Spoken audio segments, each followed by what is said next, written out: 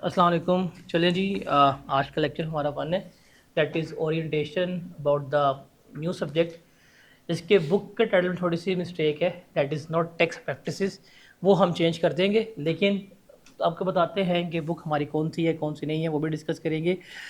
सबसे पहले चलते हैं, क्योंकि अभी आप लोगों ने जो एग्ज़ाम्स दिए हैं या अभी देने हैं, तो देर हमारे पास टू टाइप्स ऑफ ऑडियंस है एज ऑफ नाउ। एक वो ऑडियंस है टेक्स्ट के एग्ज़ाम में जो पढ़ने के लिए बैठी है, जो यहाँ तो पेपर दे के आई है कैफ के, या वो ऑडियंस है जो पीआरसी के एग्ज़ाम दे के आई है और वो फर्स्ट टाइम जो है कोई फिज़िकल पेपर जो है वो देने लगी है। तो दोनों ऑडियंस हो, बेशक आपने पहले कैफ के एग्ज़ाम्स दिए हैं या पहले आपने कैफ एग्ज़ाम्स नहीं दिए, तो सबसे पहले कुछ एनालिसिस जो है वो आपके लिए बड़ा ज़्यादा इम्पॉर्टेंट है, जिसको हमने क्या करना है यहाँ पर कैरी करना है। तो अभी चूँकि ऑटम 25 हुआ है हमारा, तो हमारे पास उसके स्टैट्स तो ऐसा नहीं आएंगे। हाँ, उससे पहले जो स्प्रिंग 25 है उसके स्टैट्स वगैरह जो है वो हमारे पास मौजूद हैं। अगर हम देखें तो 8 सब्जेक्ट्स हैं। 8 में जो सबसे टॉप पे है वो FR1 है, लेकिन रिज़ल्ट में सबसे नीचे जो है वो भी FR1 है। तो 9,375 बच्चों ने एग्ज़ाम दिया था, ऑलमोस्ट 2818 बच्चों ने पास किया। 30% के करीब ही ऑलमोस्ट इसकी एवरेज बन रही होती है, लेस देन 30। उसके बाद टेक्स्ट में 7,236 बच्चों ने पेपर दिया था स्प्रिंग 25 में, और 2485 बच्चों ने पेपर पास किया, और ये भी 35% से बिलो ही आ रही है। इसके अलावा आप 6 सब्जेक्ट्स देख लें, वो इससे बेहतर हैं। इवन देखें FAR2 जो one of the most difficult subject है अकाउंटिंग का, इसमें ऑलमोस्ट आधे बच्चे पास हो रहे हैं। ऑडिट का एक अच्छा रेशो है, MFA की बहुत अच्छी रेशो है, तो बाकी सब्जेक्ट्स की पासिंग रेशो बहुत अच्छी है। लेकिन जैसे ही आप कैफ में आते हैं, कैफ में आके जैसे ही आप 2 सब्जेक्ट्स पकड़ते हैं जिसमें FR होता है और टेक्स्ट होता है, दोनों का रिजल्ट जो है one of the worst result आता है। तो अनफॉर्चुनेटली दोनों मैं पढ़ाता हूँ, इसका मतलब मैं सही नहीं पढ़ाता, लेकिन मैं अपनी गलती कभी नहीं मानूंगा, मैं सही पढ़ाता हूँ। लेकिन हम आगे चलते हैं और हम आगे देखते हैं, जो कि टेक्स्ट की बात है, हम देखते हैं टेक्स्ट है क्या और किस तरह से हम उसको लेके चलते हैं। जब बच्चा पीआरसी में होता है तो पीआरसी में वो 4 पेपर देता है, अपने आप को समझता है बड़ा 30 मार खान हूँ कि मैंने 4 पेपर कर लिए हैं पास। 4 पेपर पास करते साथ ही वो एक स्टेटस लास्ट में लगाता है कि 33.3% CA डन। 4 पेपर तो पास हो गए हैं उसके। लेकिन सवाल ये है, क्या कैफ में 4 पेपर पास हो सकते हैं? बिकॉज बड़े जज्बाती बच्चे भी आते हैं, 4 पेपर पिक करते हैं, देने की कोशिश करते हैं, पास होते हैं या नहीं होते। तो इसका आंसर जो सबसे बेहतर है वो होना चाहिए on the basis of statistics. Numbers क्या शो करते हैं उसकी बेसिस के ऊपर हम बात करते हैं। तो ये पिछले 4 अटैम्प्ट्स के ना मैं आपके सामने स्टैट शो करता हूँ, उसके ऊपर हम बात करते हैं कि कितने पेपर देने चाहिए और कितने पेपर हमारे पास हो सकते हैं और कौन सी अप्रोच हमारे डूएबल है भी या नहीं, उसको हम देखते हैं। तो आप अगर यहाँ पर देखेंगे, ऑटम 2023 में हमारे पास 1761 बच्चों ने कैफ क्वालिफाई किया था। स्प्रिंग 24 में 1734, ऑटम 24 में 1878, और स्प्रिंग 25 में 2155 बच्चों ने कैफ क्वालिफाई किया। तो ये वो स्टूडेंट्स हैं स्प्रिंग 25 के जिनका कैफ जो है वो क्या हुआ था, क्वालिफाई हुआ था। अब जब आप लोग पीआरसी में होते हैं ना, पीआरसी के नन्हे मुन्ने बच्चे होते हैं और 5 पेपर देते हैं और कहते हैं यार देखिए ये तो बड़ा आसान है सीए करना, हम आगे जाएंगे, 4 पेपर कैफ के पकड़ेंगे, पास कर लेंगे, फिर 2 अटैम्प्ट में हमारा कैफ क्लियर हो जाएगा और हम जाके लगेंगे PWC के पार्टनर। इतने हम हाई एम देखते हैं। ऑडी आपने बुक करवाई होती है, हेलीकॉप्टर का आपने गेयर परचेज कर लिया होता है कि भाई अब हेलीकॉप्टर में मैंने बैठे क्या करना है, जाना है। तो क्या ये पेपर पॉसिबल हैं 4 पेपर देना? अब ऑटम 23 की बात करें तो पीआरसी में तो सारे कहते हैं जी हाँ, हम पीआरसी में सब्जेक्ट कौन से होते हैं? ITA फजूल सब्जेक्ट, QM फजूल से है, आप असाइनमेंट करते हैं पास हो जाते हैं, आता हो तो कुछ है नहीं है, बिस्मिल्लाह पढ़ी पास करके पेपर। लेकिन क्या कैफ में आके पास होते हैं 4 पेपर? देखते हैं। ऑटम 23 में 117 बच्चों के 4 पेपर पास हुए। आप कह सकते हैं 8-9 हज़ार बच्चों ने पेपर दिया इस अटैम्प्ट में, 117 ओके। स्प्रिंग 24 154, ऑटम 24 218, और अब कितने बच्चों ने पास किए हैं? 245। तो over the period of time जहाँ पे 117 बच्चे 4 पेपर पास कर रहे थे, अब वहाँ पे स्प्रिंग 25 में 245 बच्चों ने 4 पेपर पास किए हैं। इसका मतलब ये अप्रोच डूएबल है, मुश्किल है बट डूएबल है। लेकिन जो कैफ में सबसे ज़्यादा सजेस्टेड अप्रोच होती है वो कौन सी होती है? 3 पेपर वाली, कि आप हर टाइम में 3 पेपर दें, पास करें, अपना कैफ जो है क्वालिफाई करें। तो ऑटम 23 में 1 to 7 बच्चों ने पेपर पास किया, स्प्रिंग 24 में 1631, 1697 और अब 1507। तो इसका मतलब ज़्यादा बच्चे जो पेपर पास करते हैं वो 3 पेपर पास कर रहे हैं। अब इसमें एक और सवाल है कि जिन बच्चों ने 3 पेपर पास किए हैं, क्या हमें पता है कि इन्होंने 3 पेपर ही दिए थे? माइट भी काफ़ी बच्चे ऐसे होंगे जिन्होंने 4 पेपर दिए थे और उनके 3 पेपर जो हैं वो पास हुए होंगे, लेकिन ये तादाद अच्छी है।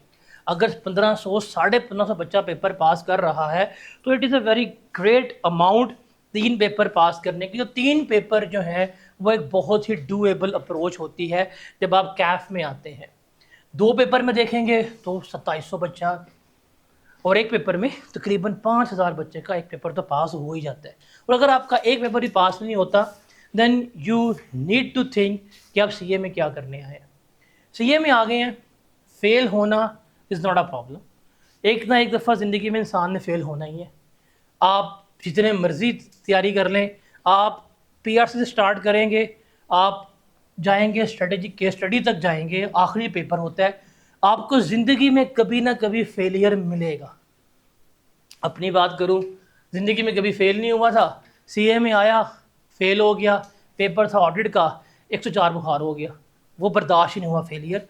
तो फेलियर हर एक को मिलता है, लेकिन क्या उस फेलियर को आपने ओवरकम करना है या उसको कंटिन्यू करना है, दैट इज़ अपॉन यू। एक दफ़ा पेपर फेल हो जाओगे, आपको समझ आ जाएगी कि यार सिस्टम किस तरह वर्क कर रहा है, क्या प्रॉब्लम्स थी, क्या नहीं थी, किस तरह से है था। लेकिन अगर आप बार बार फेल हो रहे हो तो then it is your problem. Anyways, तो इसका मतलब 3 पेपर अगर आप लेके चल रहे हैं तो ये बहुत डूएबल अप्रोच है, ये पेपर पास आपके हो सकते हैं। अब चूंकि हमारी अटेम्प्ट भी ये बनती है अराउंड स्प्रिंग की, स्प्रिंग 26 की अटेम्प्ट है, और स्प्रिंग अटेम्प्ट एक सबसे जो इसका बड़ा फैक्टर है वो होता है बरकत वाला। इसमें बड़ी बरकत होती है क्योंकि इस अटेम्प्ट में आपके पेपर जो हैं वो तो होने हैं मार्च में और आपकी स्टडी शुरू हो गई है सितंबर से। तो सितंबर से अगर आप लेके चलते हैं, आप मार्च तक जाते हैं, तो इन 4 5 6 महीनों में आपको ना तो कोई रमज़ान की हॉलीडेज़ हैं, ना कोई रमज़ान का फैक्टर है, ना छोटी ईद का फैक्टर आना है, ना बड़ी ईद का फैक्टर है, ना मुहर्रम है, ना गर्मी है, ना बारिशें हैं, ना 9 मई का इवेंट आएगा सानिया 9 में जिसकी आपने करनी है मजम्मत। तो कोई छुट्टियां आपकी हैं ही नहीं। ऊपर सर्दियां भी होती हैं, 5 बजे आपकी मगरिब हो जानी है, लंबी रातें हैं, स्कूल से बैठ के पढ़ें, रील्स वगैरह को छोड़ के तो पेपर पास हो जाएगा। तो ये वाली अटैम्प्ट में चूँकि टाइम हमारे पास बहुत ज़्यादा होता है, हॉलीडेज़ नहीं है, कुछ भी इस तरह का इवेंट नहीं है, तो हम पढ़ भी सकते हैं, हम पेपर भी पास कर सकते हैं। तो आपको इस अटैम्प्ट में बड़ा प्लान होकर चलना पड़ता है कि यार मैंने क्या करना है, किस तरह करना है, कितना करना है और कैसे करना है। ये बड़ी आपके लिए इम्पॉर्टेंट अटैम्प्ट होती है जब भी आप स्प्रिंग की अटैम्प्ट में लेके चल रहे होते हैं। और ख़ास तौर पर अब आपके लिए ये वाली करंट अटैम्प्ट बहुत इंपॉर्टेंट है, because as of now I cap की स्कीम भी चेंज हो गई है, पेपर्स भी चेंज है, हर चीज़ में तब्दीली आ चुकी हुई है।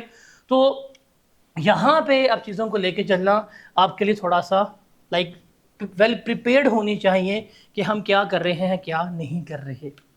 एनीवेज, हम चलते हैं आगे कि हमें पढ़ना कैसे है। साथ ही बात है, पढ़ना ही पड़ेगा, मजबूरी है। तो लेक्चर्स में जो कि आपको पहली स्लाइड दिखाई थी वो हमारी बुक होगी। मेरी बुक जो है that is not according to I cap ये बुक का कंट्रोल सी कंट्रोल भी नहीं किया हुआ, डैट इज़ प्योरली नोट्स। जो हमने क्लास में पढ़ना है, जिस तरीके से पढ़ना है, जिस सीक्वेंस में पढ़ना है, बुक सारी उसी फॉर्मेट में है। अभी चूंकि बुक चेंज हुई है, बुक हमारी इस वक्त in the form of editing है, एडिट हो जाएगी, फिर जब पब्लिश होगी तो आ जाएगी। तो अक्टूबर एंड तक हम आपकी बुक जो है वो अवेलेबल कर देंगे। अब प्रॉब्लम क्या है बुक को अवेलेबल करने का, तो आप देखें बेसिकली हम सब्जेक्ट जो पढ़ रहे हैं वो है टेक्स्ट का। अब टेक्स्ट की अगर बात करें तो ये वो पेपर है जो आप कैफ में भी पढ़ेंगे और आगे जाके आप इसको सी फैप में भी पढ़ेंगे। एडवांस टेक्स्ट होता है, तो एडवांस टेक्स्ट में 60% सिलेबस आपका कैफ का ही मिलेगा आपको, और डिफ़िकल्टी लेवल जो है थोड़ा सा क्या हो जाएगा आपका, इंक्रीज़ हो जाएगा। अब चूँकि हम टेक्स्ट पढ़ रहे हैं, टेक्स्ट जो बेस करेगा वो हमारा बेस करता है फाइनेंस एक्ट के ऊपर। आप अक्सर सुनते हैं कि हर साल पाकिस्तान में जो हुकूमत है वो बजट पेश करती है जून में।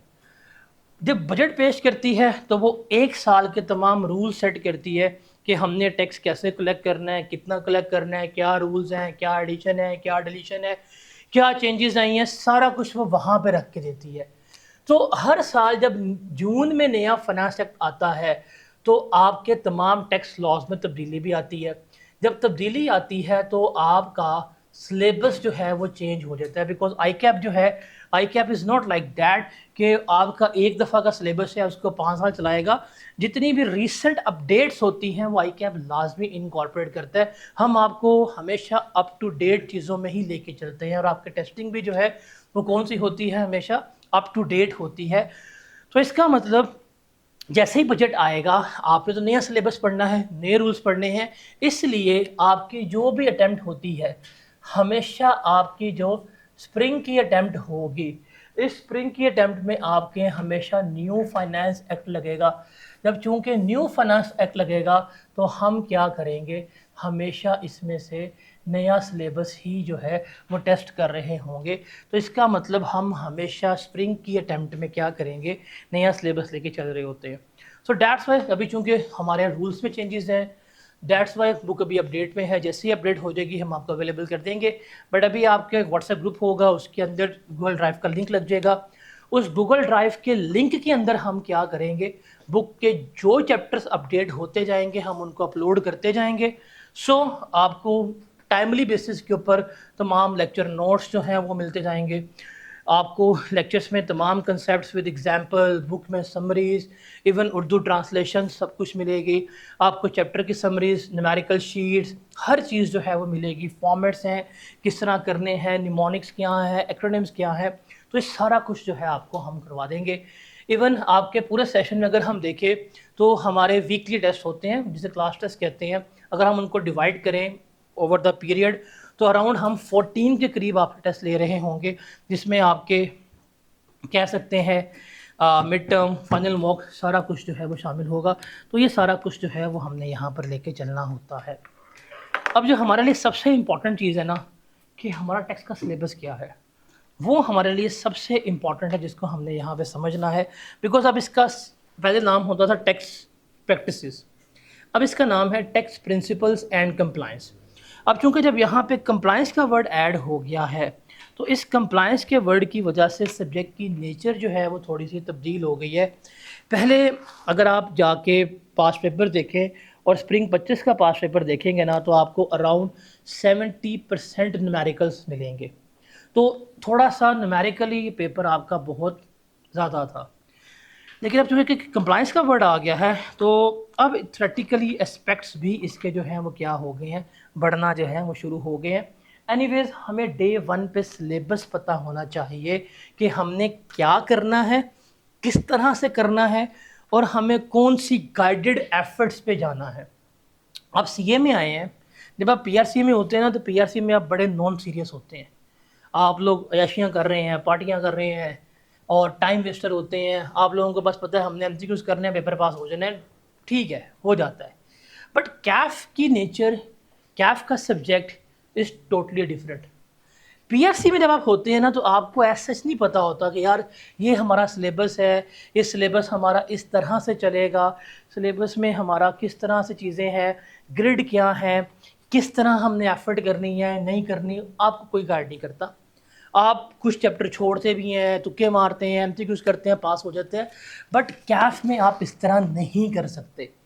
जब आप कैफ में आएंगे ना, जब आप कैफ में आ चुके हैं तो एक चीज़ आपने याद रखनी है, वो क्या है कि यार हमने एफर्ट्स जो है वो गाइडेड करनी है। इवन कैफ हो, इवन सी फैप हो, अब ये अगर बात अपनी सीए की स्टडी में रख लेंगे तो आपका सीए आसान है। वो क्या है कि हमेशा तैयारी करें आई कैप की ग्रिड के मुताबिक। अभी हम जब एग्जामिनर कमेंट डिस्कस करेंगे, एग्जामिनर खुद कहता है चिल्ला चिल्ला के कि यार जो मैं कहता हूँ वो आप लोग करते नहीं हो, आप लोग वो करते हो जो आपको आता है, ये हमसे नहीं पूछा हुआ।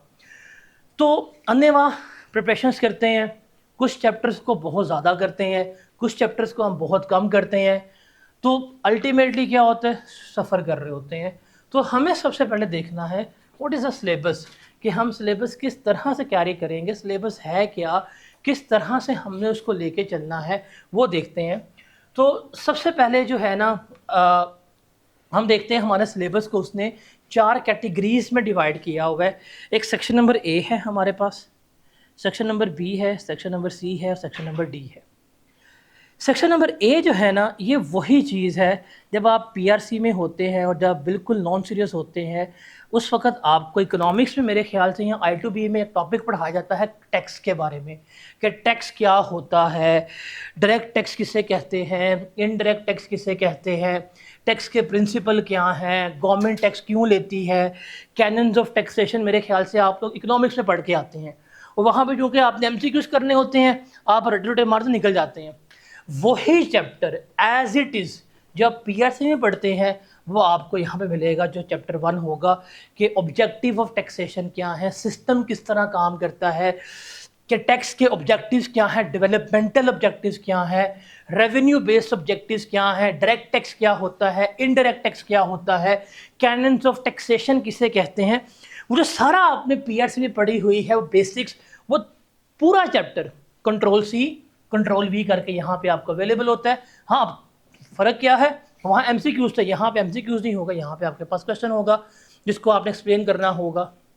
तो ये सारा आपके पास वही है, ये सारा वही है जो आपकी जनरल नॉलेज के ऊपर जो है वो बेस कर रहा होता है। जैसे अगर कोई एक ले मैन है, एक अनपढ़ भी है, जैसे आप लोग हैं, अगर किसी अनपढ़ से पूछा जाए कि टैक्स क्या होता है तो वो भी टैक्स को एक्सप्लेन कर सकता है कि भाईजान वो चीज़ जो हुकूमत लेती है हमसे, हमारी इनकम के ऊपर जो गवर्नमेंट पैसे लेके चली जाती है उसको हम टैक्स कहते हैं। अगर एक और सवाल हो कि गवर्नमेंट टैक्स लेती क्यों है, आप कहेंगे जी अपना कंट्री चलाने के लिए, खर्चे पूरे करने के लिए, डेवलपमेंट के लिए, वेलफेयर के लिए।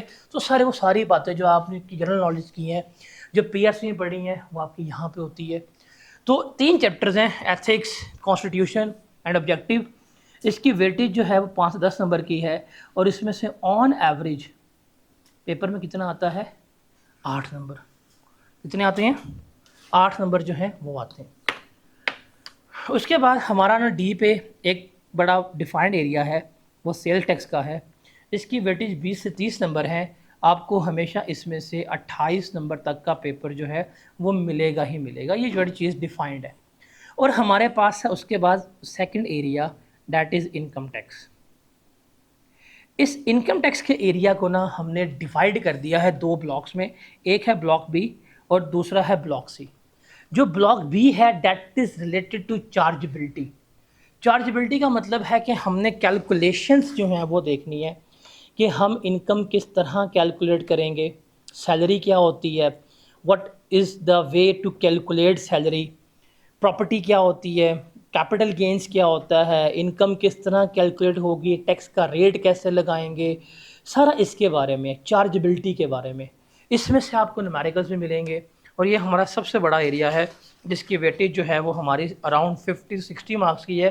तो आपको एग्ज़ामिनर जो है वो इतना ही जो है वो क्या कर रहा होगा, टेस्ट कर रहा होगा।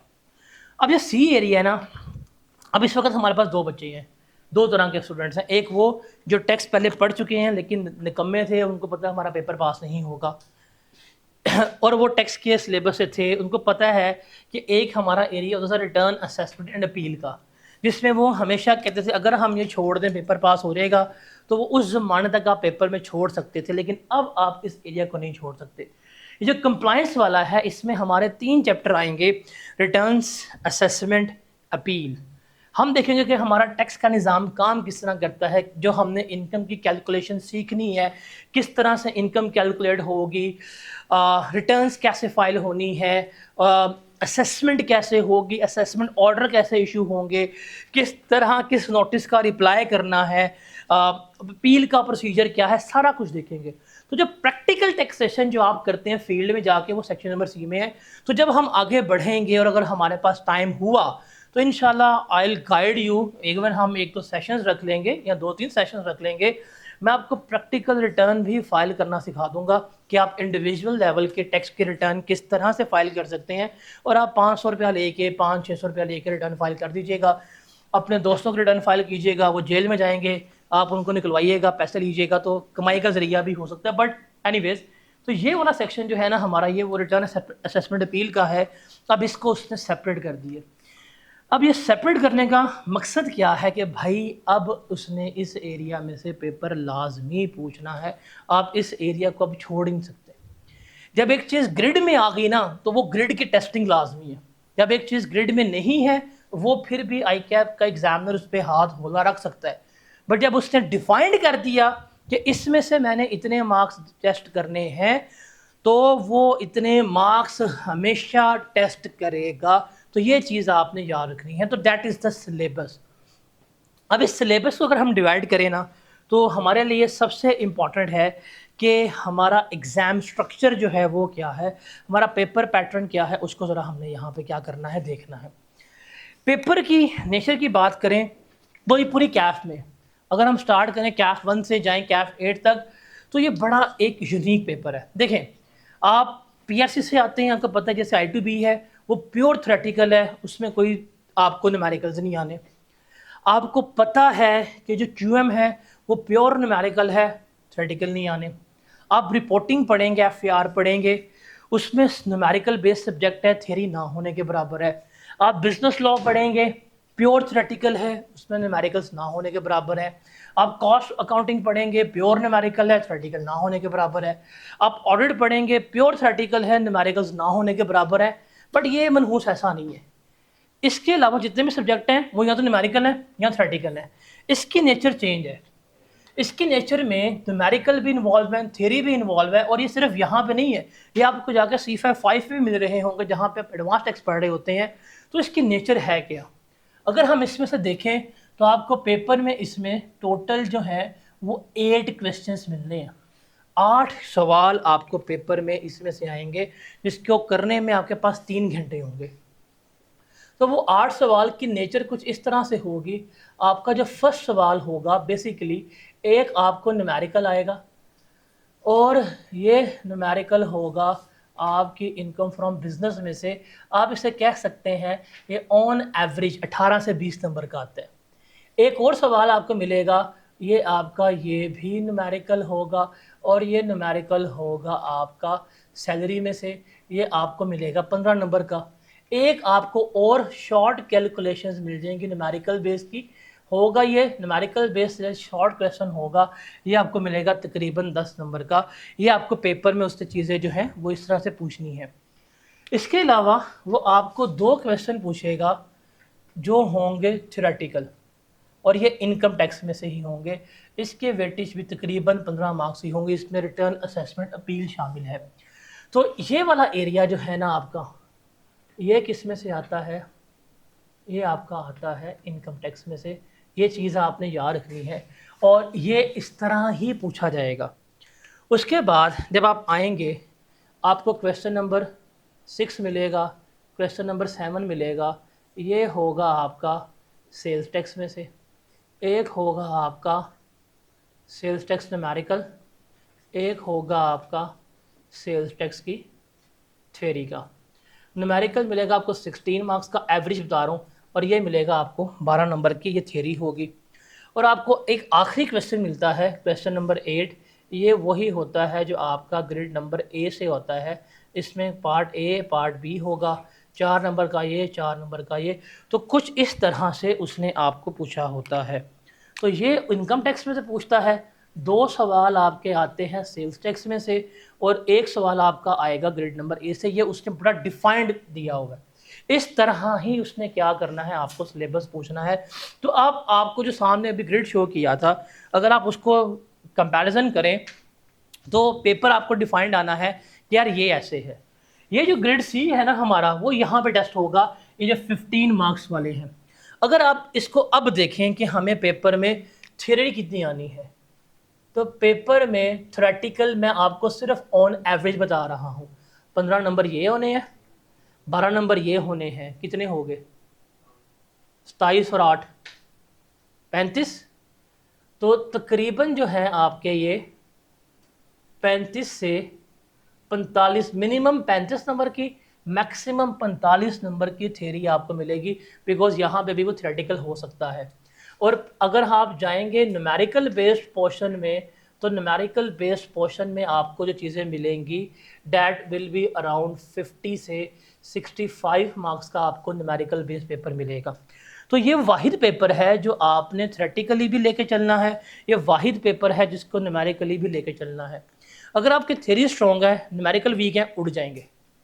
न्यूमेरिकल स्ट्रॉन्ग है, थ्योरी वीक है, तब भी क्या हो जाएंगे, आप उड़ जाएंगे। तो ये पेपर को पास करने के लिए आपको थ्योरी को भी याद करना है, न्यूमेरिकल्स को भी याद करना है। न्यूमेरिकल जब याद करने की बारी आएगी तो उसको तैयार करवाना मेरी जिम्मेदारी है। I will give you shortcuts, I will give you formats, तमाम ट्रिप्स एंड ट्रिक्स के जिसमें आप पेपर में फर्स्ट टाइम सवाल कर रहे हो तो क्वेश्चन रीड करते हुए आप मिनिमम टाइम में मैक्सिमम कितना कर सकते हैं, आई विल गाइड यू।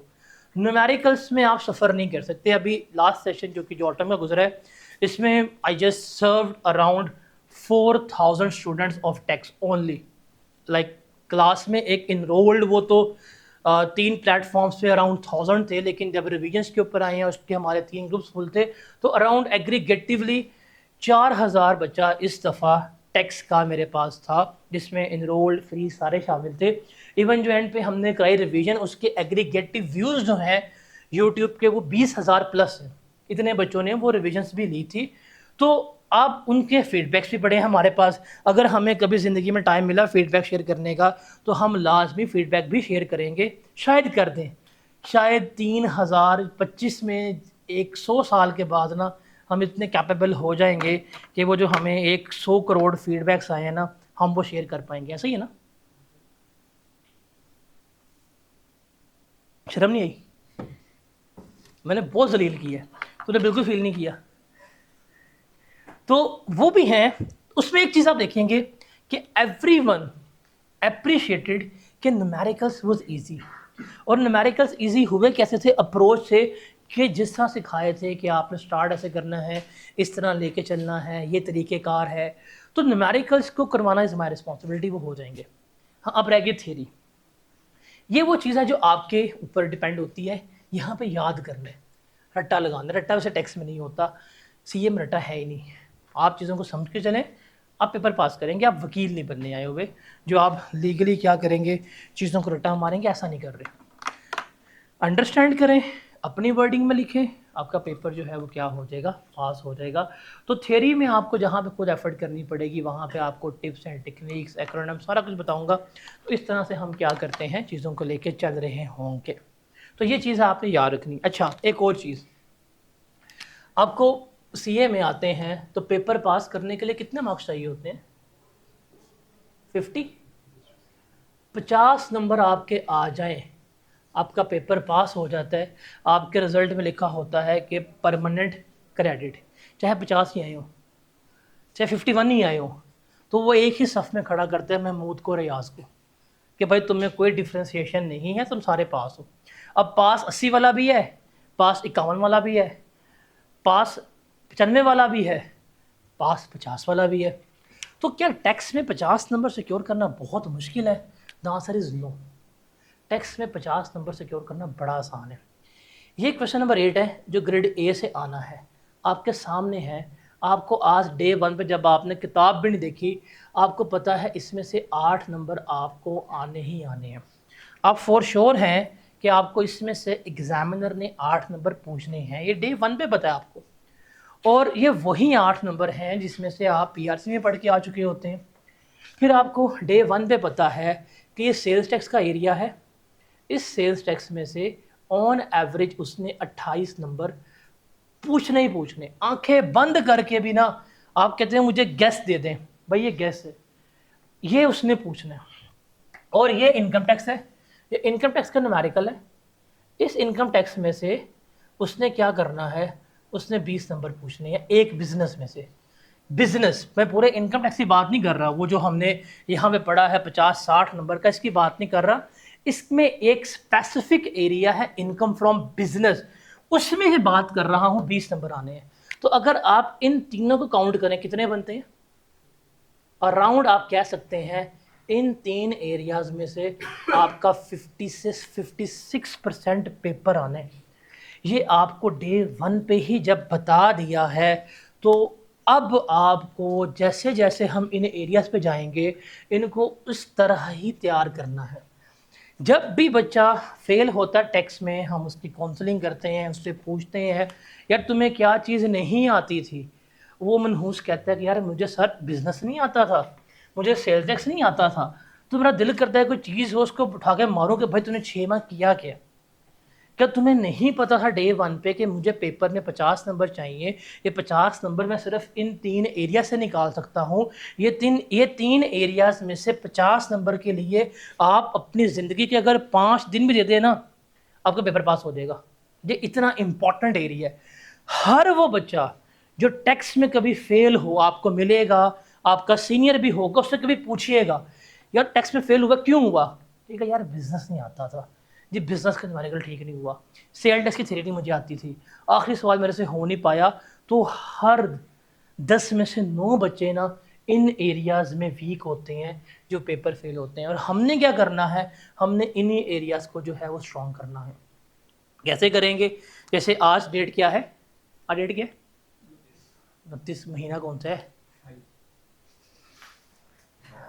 ज़िंदगी में मैंने बड़े बड़े चर्सी देखे हैं, ये भाई का एक आला मुकाम है। मैंने कहा जी तारीख क्या है, कहता 29। मैंने कहा महीना क्या, कहता 28। ओए ज़ोंबी तू कौन से गोले से आया बता ज़रा, हमारे गोले पे कसम वाले 12 महीने होते हैं, तेरे 28वां महीना कहाँ से आ गया? ओए हाथी बता ज़रा। फ्लो में खुदा का वास्ता है भाई, ये गलती आई क्या पहना करती, तेरे आगे हाथ जोड़ दो, ये देख ले 28 महीने, तेरा कैलेंडर कौन सा है, चेक करी यार। हाँ वहीं चेक कर ले, कैलेंडर कौन सा है भाई। मैंने एक बड़ा बेसिक सवाल पूछा, तारीख क्या है, आपने क्या कहा 29, इसने सही कहा, शरीफ आदमी है। मैंने कहा महीना कौन सा, तूने क्या कहा 28, चेक करो जी 29 तारीख 28वां महीना। अल्लाह हमें हर सेशन में ऐसे कोई ना कोई यूनिक पीस देता है। तो आज डेट है हमारे पास 29, महीना कौन सा है, सितंबर। हम इसको स्टार्ट कर रहे हैं 29 सितंबर से। अब हमने करना क्या है, ये जो है ना हमारे 3 एरियाज, ये वाले ग्रेड ए, बी और सी, स्टार्ट हमने करना है 29, मेरा भी महीना ख़राब हो गया, 29 नवंबर से, ठीक है। और हमने इसे ख़त्म करना है हर हालत में 30 नवंबर में। तो 30 नवंबर तक हमने क्या करना है, ये 3 एरियाज जिसमें इनकम टैक्स है पूरा और जिसमें हमारा ये वाला ग्रेड आता है, इसको हमने क्या करना है, कंप्लीट करना है। उसके बाद आपका मिड टर्म होगा, एक सेकेंड,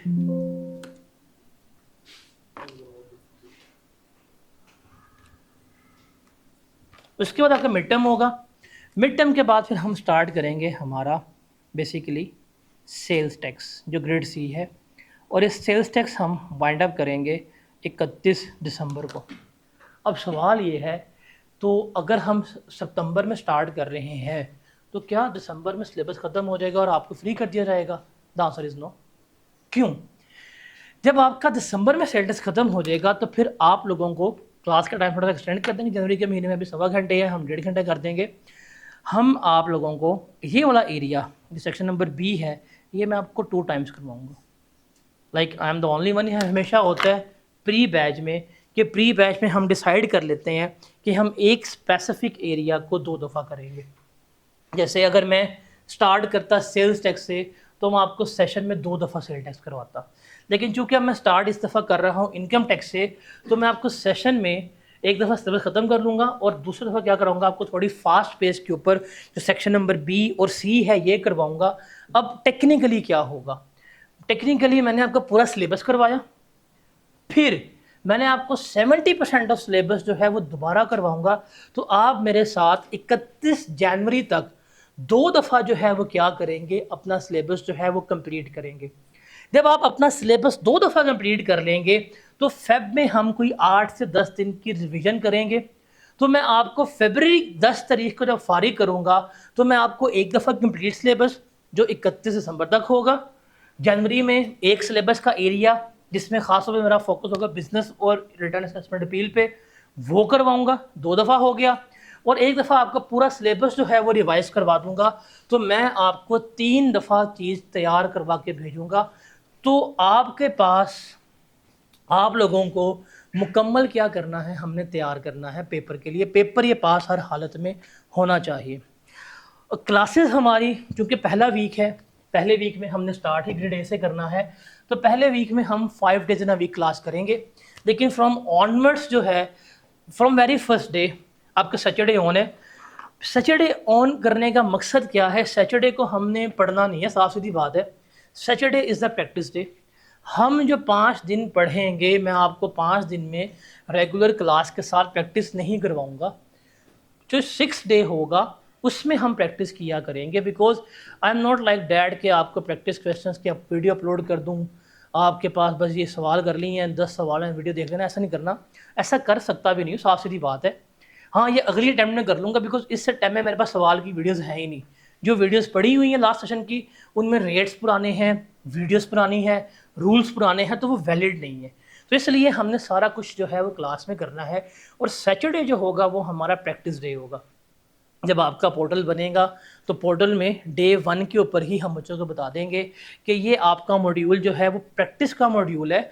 तो हर सैटरडे की क्लास जिसमें हम प्रैक्टिस करवाएंगे वो किस में अपलोड करनी है, हमने उस प्रैक्टिस के मॉड्यूल में करनी है, ताकि हमारी क्लास में प्रैक्टिस भी हो जाए और हम चीज़ों को टेकअप भी कर लें। तो 5 दिन हम पढ़ा करेंगे और सैटरडे जो है वो हमारा क्या हुआ करेगा, ड्राफ्टिंग का सेशन जो है वो हुआ करेगा, जिसमें हम चीज़ों को लिखेंगे, सीखेंगे, सवाल कैसे करना है, न्यूमेरिकल्स कैसे करने हैं, वो सारा कुछ होगा। और उसकी टाइमिंग भी थोड़ी सी मुख्तलिफ होगी, माइट भी एक्सटेंडेड हो या किसी और टाइम पे हो, बट वो होगा और वो हर सैटरडे हुआ करेगा।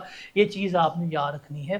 So that was all about the tax syllabus. क्या है, किस तरह से 50 नंबर सिक्योर करने हैं, व्हाट इज़ द एडवांटेज कि आपको इस प्री बैच में मुझसे पढ़ने का क्या नुकसान सॉरी फ़ायदा होगा। तो ये सारा कुछ मैंने आपको बताना था। तो that was all about today. कल हम इंशाल्लाह अपना फर्स्ट चैप्टर जो है वो स्टार्ट करेंगे। वो जो आप पीआरसी में पढ़ के आ चुके होते हैं ना कि डेबिट, ये और डेबिट कह रहा हूँ, डायरेक्ट टैक्स ये होता है, इनडायरेक्ट टैक्स ये होता है, गवर्नमेंट टैक्स क्यों लेती है, गवर्नमेंट का टैक्स कलेक्ट करने की रीजनिंग क्या है, वो सारा कुछ जो है वो हम क्या करेंगे, डिस्कस करेंगे। तो हम स्टार्ट इंशाल्लाह कर रहे हैं इनकम टैक्स से। अब सवाल ये है कि हमारे पास अभी बुक्स नहीं है, तो क्या करें भाई? बुक्स आपको अक्टूबर एंड तक ही मिलेंगी, हम उसको अपडेट कर रहे हैं, पुरानी बुक थोड़ी दे सकते हैं। बुक के 2 वॉल्यूम होंगे, वॉल्यूम ए, वॉल्यूम बी। जो वॉल्यूम ए होगा वो स्टडी नोट्स का होगा, मैं उसको स्टडी नोट्स कहता हूँ। उसमें जो जो स्लाइड्स में पढ़ाऊँगा वही सारा कुछ होगा, वो हम जल्दी अवेलेबल कर देंगे। जो वॉल्यूम बी होगा ना हमारा, बेसिकली वो हमारी वर्क बुक होगी। वर्क बुक का मतलब क्या होता है, उसमें पास्ट पेपर्स होंगे, उसमें एडिशनल क्वेश्चन होंगे जिसमें से हम प्रैक्टिस किया करेंगे। वो थोड़ी सी देर से आएगी, लेकिन वॉल्यूम ए जो है वो जल्दी अवेलेबल हो जाएगा। अब जब तक हम बुक पे काम कर रहे हैं, बुक हार्ड बोर्ड में अवेलेबल नहीं है, तो हम क्या करेंगे, उसकी PDF चैप्टर वाइज जो है जैसे जैसे अपडेट होती जाएगी हम शेयर करते जाएंगे। आज चैप्टर 1 जो हमने स्टार्ट करना है, मतलब कल से, उसका जो सेक्शन हमारा है हम प्रॉपर्ली वो भी शेयर कर देंगे इंशाल्लाह। तो हम उसको फिर वहाँ से कंटिन्यू करेंगे। तो आपने करना क्या है पेपर पास करने के लिए, आपको बस रहना है कंसिस्टेंट। रोज़ आएँ, रोज़ का काम रोज़ करें, पेपर पास हो जाएगा। आप एक चीज़ याद रख लें, CA में आपको पर सब्जेक्ट अदर देन क्लास 1 घंटा पढ़ना है मिनिमम। आप 1 घंटा पढ़ते हैं रोज़ का, अदर देन क्लास आप जो सा मर्जी सब्जेक्ट पढ़ रहे हैं, पेपर पास हो जाएगा। कोई सब्जेक्ट मुश्किल लग रहा है उसको 1.5 घंटा पढ़ लें, आफ्टर क्लास आपका पेपर पास है। आप 3 सब्जेक्ट पढ़ रहे हैं, क्लासेस लें, जाके उन 3 सब्जेक्ट को मैक्सिमम 3 साढ़े 3 घंटे पढ़ लें, पेपर आपका पास हो जाएगा। करना रोज़ का काम रोज़ है आपने। आपके लेक्चर्स पेंडिंग नहीं होने चाहिए, pending lecture is equal to failure है, ये चीज़ आपने याद रखनी है। तो इसको वाइंड अप करते हैं इंशाल्लाह। कल हम फिर स्टार्ट करते हैं चैप्टर नंबर 1 से, अपना बेसिक्स क्या है क्या नहीं है, इससे फिर हम कल कंटिन्यू कर रहे होंगे। अल्लाह हाफिज़।